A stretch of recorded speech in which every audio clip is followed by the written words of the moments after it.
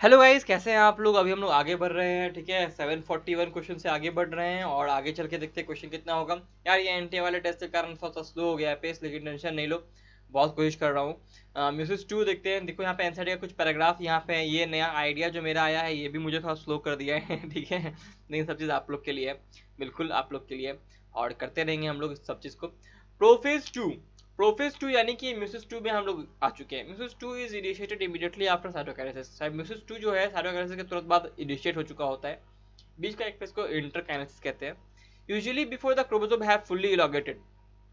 देखो, प्रोफेज 1 में क्रोमोसोम का क्रोमैटिन मटेरियल का कंडेंसेशन हुआ था। तो अब बाद में जब साइटोकाइनेसिस हो जाता है सेल का, तो जो डीएनए है वो डीकंडेंस होता है, यानी इलोंगेट होता है, ठीक है ना। क्रोमैटिन थ्रेड्स में आता है, तभी तो वो फिर डीएनए रेप्लिकेशन कर पाएगा, एमआरएनए बना पाएगा, आरएनए नहीं बना पाएगा, है ना। उसके लिए उसको खुलना ना पड़ेगा, टाइटली बाउंड रहेगा तो कैसे वो होगा, नहीं हो सकता। इसीलिए वो फुल्ली इलोंगेटेड होना चाहता है। लेकिन क्या होता है, usually before the chromosome have fully elongated, कहने का मतलब कि म्यूसिस 2 यानी प्रोफेज 2 तभी स्टार्ट हो गया जब क्रोमोसोम फुल्ली इलोंगेट हुआ ही नहीं था। यानी कि क्रोमोसोम इलोंगेशन स्टार्ट हो चुका था लेकिन पूरा कंप्लीट नहीं हुआ। इसीलिए तुरंत ही इंटरकाइनेसिस के खत्म होने के साथ ही प्रोफेज 2 जैसे ही स्टार्ट होता है, फिर आधा ही डीकंडेंस हुआ क्रोमोसोम दोबारा से कंडेंसेशन स्टार्ट कर देता है। यानी कि अभी क्रोमोसोम आधा ही खुला था, फिर से दोबारा से टाइटली बाउंड होना स्टार्ट हो गया। In contrast to meiosis 1, meiosis 2 resembles normal mitosis. Meiosis 1 के को अगर अलग करके बात करें तो म्यूसिस 1 से अलहदा, मतलब इससे डिफरेंटली म्यूसिस 2, मैंने गलत शब्द का इस्तेमाल कर लिया है ना म्यूसिस 1 से अलग म्यूसिस 2 जो है नॉर्मल माइटोसिस को डिसेंबल करता है, ठीक है। आते हैं, nuclear membrane disappears by the end of prophase 2। Nuclear membrane जो होता है प्रोफेज 2 के एंड होने तक खत्म हो जाता है। The chromosome again become compact. Chromosome फिर से देखो कॉम्पैक्ट हो गए। मेटाफेज 2 में क्या होता है, क्रोमोसोम अलाइन होते हैं इक्वेटर पे, यहाँ पे एक ही प्लेट बनता है, and microtubule from opposite poles of spindle get attached to the kinetochores of sister chromatids. ये भी देखो सिस्टर क्रोमैटिड्स में अटैच हुआ है, ठीक है ना। यानी मेटाफेज 2 में हुआ। ये भी क्वेश्चन आया था हम लोग को एक बार कि सिस्टर क्रोमैटिड्स में कब अटैच होता है कैरेटोकोर। कैरेटोकोर के मतलब सिस्टर क्रोमैटिड कैरेटोकोर में स्पिंडल फाइबर कब अटैच होता है, तो मेटाफेज 2 में होता है, मेटाफेज 1 में नहीं होता। वो तो होमोलोगस क्रोमोसोम के कैरेटोकोर में अटैच होता है उस समय। एनाफेज 2 में क्या होता है, it begins to simultaneous splitting of centromere of each chromosome which was holding the sister chromatids together. मतलब सेंट्रोमियर को तोड़ना स्टार्ट होता है जो कि सिस्टर क्रोमैटिड्स को एक साथ बांधे हुए था, allowing them to move towards opposite pole। फिर ये अपोजिट पोल में जाता है, मूवमेंट होता है by shortening of microtubules attached to kinetochores. Kinetochores attach microtubules जो होते हैं वो शॉर्ट होने लगते हैं, छोटे होने लगते हैं, इस तरह से जो क्रोमोसोम्स हैं वो पोल की तरफ मूव करने लगते हैं। आते हैं नेक्स्ट क्वेश्चन पे। Cell plate referred is referred as. Cell plate को हम लोग कैसे रिफर करते हैं, इसको हम लोग फ्रैग्मोप्लास्ट के द्वारा रिफर करते हैं, ठीक है ना। फ्रैग्मोप्लास्ट के द्वारा रिफर करते हैं। गोल्गी कॉम्प्लेक्स से बना होता है ये, बाद में जाकर के प्रिकर्सर ऑफ सेल प्लेट बनाएगा। Phragmoplast is also known as precursor of cell plate, या फिर मिडिल लैमेला या सेल वॉल भी कहते हैं कई बार इसको, कंफ्यूज होकर, लेकिन बनाता ये मिडिल लैमेला ही है, ध्यान रखना। In which phase proteins of spindle fibre formation synthesize. Spindle fibre formation के लिए किस फेज में प्रोटीन्स जो सिंथेसाइज होने चाहिए वो किस फेज में होते हैं, ये बताना है। तो किस फेज में होते हैं, तो ये फेज होता है, बताओ कौन सा, जीवन फेज होता है, ठीक है ना। जीवन फेज में ही स्टार्ट हो चुका होता है स्पिंडल फाइबर का प्रोटीन्स बनना, ठीक है। और फिर सेंट्रोमियर का डिवीजन किस में होता है, सेंट्रोमियर नहीं, सेंट्रियोल का डिवीजन होता है एस फेज में, ठीक है। नेक्स्ट क्वेश्चन देख रहे हैं, karyokinesis differ from cytokinesis because it involves. इसमें क्या होता है कैरियोकाइनेसिस में ऐसा जो कि साइटोकाइनेसिस से ये अलग है। डिवीजन ऑफ साइटोप्लाज्म तो साइटोकाइनेसिस में होता है, division of nucleus and cytoplasm ये दोनों मिला करके तो हम लोग सेल साइकिल को सेल डिवीजन कहते हैं, है ना। डिवीजन ऑफ द न्यूक्लियस, बिल्कुल सही। कैरियोकाइनेसिस में डिवीजन ऑफ न्यूक्लियस होता है जो साइटोकाइनेसिस में नहीं होता। साइटोकाइनेसिस में तो सिर्फ डिवीजन ऑफ सेल साइटोप्लाज्म होता है, ठीक है ना। न्यूक्लियस तो पहले ही डिवाइड कर चुका होता है, उसे हम लोग कैरियोकाइनेसिस कहते हैं। इसमें 4 फेज आते हैं, pro, meta, ana and telophase, ठीक है। फिर आता है साइटोकाइनेसिस। नेक्स्ट क्वेश्चन देख रहे हैं, differentiated cells arrest at which stage. Differentiated cell किस स्टेज में अरेस्ट हो जाते हैं। डिफरेंशिएशन मतलब क्या होता है, देखो आप डॉक्टर बन जाइएगा, बिल्कुल बनिएगा, बिल्कुल बिल्कुल बनिएगा, मेरी गुड विशेस आपके साथ है। जब आप बन जाइएगा तो आप लोग हर किसी को एमबीबीएस करना पड़ेगा, each and everyone should do MBBS, है ना। लेकिन उसका पीजी करने से आपको स्पेशलाइज होना पड़ेगा, कोई ईयर का डॉक्टर बनेगा, फिर कोई हार्ट सर्जन बन सकता है, कोई और आगे बढ़ सकता है ना। तो स्पेशलाइज कैरेक्टर्स जो होते हैं, जो एजुकेशन है वो स्पेशलाइज हो जाएगा। जब तक आप लोग सबने एमबीबीएस किया, आप सब डिवीजन फेज में थे, मान लेते हैं एक सेल डिवाइड कर रहा है तो कई सारा सेल बनाया, वो बहुत सारा सेल बनाया, लेकिन कौन सा सेल पत्ता बनेगा, कौन सा सेल रूट बनेगा, कौन सा सेल स्टेम बनेगा, अभी डिसाइडेड नहीं है। लेकिन जब ऐसे ही सारा का सारा कॉमन काम खत्म हो गया, डिवीजन खत्म हो गया, तो ग्रोथ होने लगा, तो ग्रोथ के समय हर सेल को एक काम निर्धारित किया गया, भैया तुम जाके रूट बन जाओ, तुम जाके शूट बन जाओ, तुम जाके लीफ बनो, तुम बनोगे फ्लावर, इसलिए अभी शांत बैठो, ठीक है, उछलो मत। उसी ढंग से उसी चीज को डिफरेंशिएशन कहते हैं, यानी कि assigning the work. Cell division हो जाने के बाद सेल जब मैच्योर होता है, तो मैच्योर होने समय सेल को असाइन किया जाता है काम। वो सेल जो अरेस्ट हो चुका होता है फिर वो डिवाइड नहीं करता काम असाइन हो जाने के बाद, ठीक है ना, उसको फिर डी डिफरेंशिएशन होना पड़ेगा, तब जाके दोबारा फिर डिवाइड करने के कैपेबल होगा वो। तो जो सेल डिफरेंशिएटेड सेल किस स्टेज पे आके अटक जाते हैं, क्यों वो डिवाइड नहीं कर पाते, क्योंकि वो जी नॉट स्टेज में होते हैं, इसको क्विसेंट स्टेज भी कहते हैं हम लोग। Next question, the nuclear membrane disappears in, nuclear membrane किस समय डिसअपीयर होता है, बताओ जरा।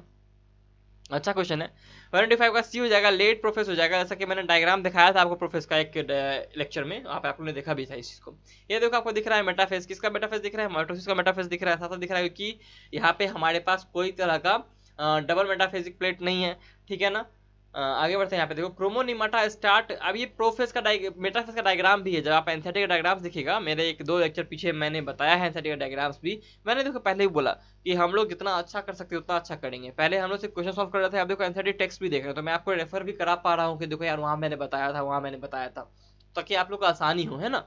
क्रोमोनिमाटा start associating into bivalent chromosomes during, देखो क्रोमोनिमाटा जो होता है, यानी क्रोमोनिमाटा मतलब क्या होता है, क्रोमैटिड्स जो कि टाइटली बाउंड है, वो किस स्टेज में आकर के बाइवेलेंट क्रोमोसोम के रूप में एसोसिएट होना स्टार्ट होते हैं, ठीक है ना, यही पूछ रहा है, यानी कि एसोसिएशन पूछ रहा है, यानी कि सिनेप्सिस पूछ रहा है, ठीक है। ये है जाइगोटिन में, बस बोल रहा है कि start associating into bivalent chromosomes.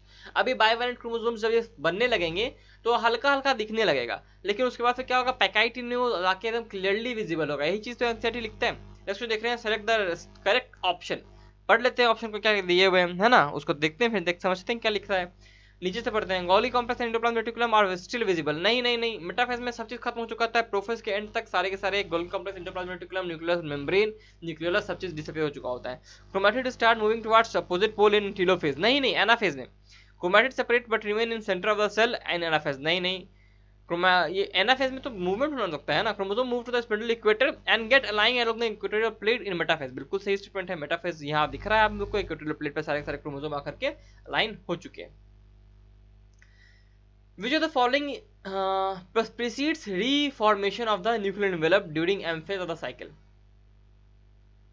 समझो क्वेश्चन क्या कहता है, क्या कह रहा है कि इसमें इनमें से कौन सा ऑप्शन जो दिया हुआ है आपको, इनमें से कौन सा प्रीसीड करता है reformation of the nuclear envelope during M phase of cycle. देखो एम फेज ऑफ साइकिल में 4 फेजेस हैं, ठीक है, प्रोफेज, मेटाफेज, एनाफेज, टेलोफेज। इसमें से किसी एक फेज में क्या हो रहा है कि न्यूक्लियर एनवेलप दोबारा बन रहा है, ठीक है, न्यूक्लियर एनवेलप दोबारा बन रहा है, लेकिन न्यूक्लियर एनवेलप दोबारा बनने के पहले प्रीसीड्स मतलब क्या होता है, यानी कि न्यूक्लियर एनवेलप उस प्रोसेस के बाद बनेगा, वही बनने वाला है दोबारा से, लेकिन उसके पहले क्या हो रहा होता है सेल के अंदर, formation of contractile ring and formation of fibroblast, ना ना ना, तो साइटोकाइनेसिस में हम लोग आ गए, मेटाफेज में भी हम सॉरी अभी हम लोग एम फेज में ही है ना, एम फेज मतलब क्या कि मियोसिस या फिर माइटोसिस, दोनों में से कुछ भी हो सकता है। Formation of contractile ring and transcription of chromosomes, transcription कहां से स्टार्ट हो जाएगा भाई, ट्रांसक्रिप्शन तब तक स्टार्ट नहीं होने वाला क्योंकि क्रोमोसोम जो है पूरी तरह से डिकंडेंस ना हो जाए, बिल्कुल खुल ना जाए। देखो अगर कोई आपको ऐसे के मानो चिट्ठी एक होती, चिट्ठी पहले आप देखते हैं बहुत राजा महाराजा वाले सीरियल में क्या होता है, चिट्ठी कुछ ऐसे करके ऐसे के लिफाफे में ऐसे गोल सा एक रहता है पट्टी, और उसमें एकदम से बंधी हुई रहती है, ठीक है ना, इसमें गोल गोल करके बंधी हुई रहती है चिट्ठी पर, पेपर बंधा हुआ रहता है। मान लो ये है हमारा क्रोमोसोम, लेकिन इसको पढ़ने के लिए तो आपको इसको खोलना ना पड़ेगा, इसको पढ़ने के लिए तो आपको इसको खोलना पड़ेगा, और खोल के आपको इसको देखना पड़ेगा कि इसमें क्या लिखा हुआ है। तो ये खोलने के लिए हम लोग को टेलोफेज खत्म होने का इंतजार करना पड़ेगा, न्यूक्लियर मेम्ब्रेन बनने का इंतजार करना पड़ेगा, समझे कि नहीं, ये हो रहा है। तो अभी ट्रांसक्रिप्शन कैसे स्टार्ट हो जाएगा, जब तक हम लोग इसको पूरा खोलेंगे नहीं तब तक कैसे ट्रांसक्रिप्शन, इसको डिकंडेंसेशन कह रहे हैं, जब इसको दोबारा फिर से हम लपेट देंगे, बांध देंगे, तो क्या कहेंगे हम लोग उसको कंडेंसेशन कहेंगे, ठीक है। डिकंडेंसेशन ऑफ क्रोमोसोम होता है रिफॉर्मेशन के पहले न्यूक्लियर एनवेलप के, and reassembly of nuclear lamina, यानी कि लैमिना मतलब कि न्यूक्लियर मेम्ब्रेन का रीअसेंबली होता है, बिल्कुल सही स्टेटमेंट। आगे बढ़ते हैं, in an organism the normal diploid number of an organ two of chromosome is 2 and equal to 8, ठीक है। How many chromatids are present in each daughter cells at end of meiosis 1, देखो 8 है ना, 2 and 8 है, यानी कि 4 हमारे पास ऐसा होगा, इधर से 4 होगा हमारे पास, ये 4 है।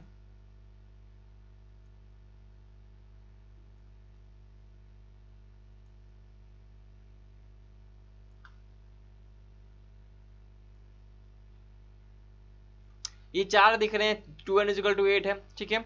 ये आधे जो हैं यहाँ पर से इस तरफ, ये एक सेल में जाएंगे और इधर वाले एक सेल में चले जाएंगे, इधर वाले एक सेल में चले जाएंगे, इधर वाले एक सेल में चले जाएंगे।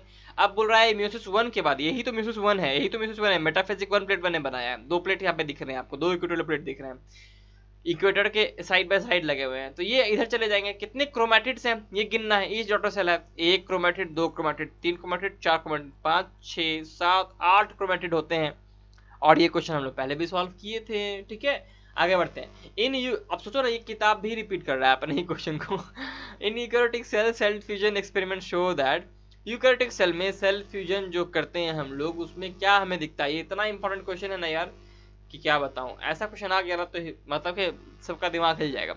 चलो क्वेश्चन का सॉल्व कर देते हैं पहले, है ना, समझते हैं। नीचे ऊपर बताते हैं, when an S phase cell is fused with G1 phase, G1 phase is stimulated to synthesize DNA. नहीं, ऐसा नहीं होता है, ऐसा नहीं होता है। जब एस फेज को हम लोग फ्यूज कराते हैं G1 फेज से, तो सिग्नल मिल जाता है G1 फेज को कि एस फेज में सारे के सारे डीएनए रेप्लिकेट हो चुके हैं, तो G1 फेज बिल्कुल भी स्टिमुलेट सिंथेसाइज नहीं होगा डीएनए के लिए। लास्ट वाला ऑप्शन देखते हैं, when G1 phase is phase of cell. देखो मुझे पता है कि आंसर क्या है ना, इसलिए मैं लास्ट पे आ गया। When G1 phase is fused with M phase cell, both G1 and M phase cell are stimulated to synthesize DNA. नहीं, ऐसा नहीं हो सकता, ठीक है ना। G1 फेज ये काम नहीं कर सकता है कि M फेज में स्टिमुलेट कर दे फिर से डीएनए का सिंथेसिस को। When G1 phase of cell is fused with G2 phase cell, DNA synthesis is induced in both G1 and G2 phase। नहीं, G2 phase के पास पहले से ये इन्फॉर्मेशन है कि उसके सेल में डीएनए जो है पहले से मल्टीप्लाई कर चुका है, तो ये भी काम नहीं कर पाएगा। When S फेल, देखो अब क्या है यहाँ पे कि G1 फेज के पास अभी कोई एंजाइम नहीं है जो कि इसको करा पाए। G2 फेज का अभी कोई सारा का सारा सिग्नल आ चुका है, लेकिन G2 फेज में अगर हम लोग एक ऐसा फेज को फ्यूज करा दे, एक सेल को फ्यूज कराए जो कि एक ऐसे स्टेज में हो जिसके पास सारे के सारे एंजाइम हैं डीएनए सिंथेसिस कराने के लिए, तो बिल्कुल इंड्यूस हो जाएगा। वही आप आंसर है यहाँ पे बी वाला। When a S phase cell is fused with G2 phase cell, DNA synthesis induced in G2 phase cell. बिल्कुल सही, क्योंकि एस फेज में जो एंजाइम्स हैं वो G2 फेज में अब काम कर सकते हैं, ठीक है ना। इसीलिए यहाँ पे G2 फेज में दोबारा से डीएनए सिंथेसिस स्टार्ट हो जाता है, ठीक है ना। बहुत सारे चेक पॉइंट्स होते हैं ना, चेक पॉइंट्स इस चीज को चेक करते हैं, इसीलिए यहाँ पे स्टार्टिंग हो रहा है। जीवन में नहीं हुआ बिकॉज यहाँ पे कोई भी एंजाइम इस पे काम नहीं करता एस फेज का जीवन में। ओके, यहाँ पे कोई तरह का प्रोटीन ज्यादा मौजूद नहीं होता ताकि इसका भी काम करा पाए, लेकिन G2 में हर चीज काम हो चुका होता है, इसलिए यहाँ पे आंसर हमारा बी होगा, ठीक है ना। इससे हमारा 750 क्वेश्चन खत्म होता है। अब हम लोग आगे बढ़ेंगे नेक्स्ट वीडियो में, ठीक है। अब तक के लिए study smart, work hard and take care, stay healthy guys. और ये जो 750 क्वेश्चन नंबर है ना 130 वाला, वो 130 वाला, इसको ध्यान से देखना, समझना, और नहीं समझ में आए तो दोबारा मुझसे कमेंट में पूछना, मैं समझाऊंगा अलग से, ठीक है।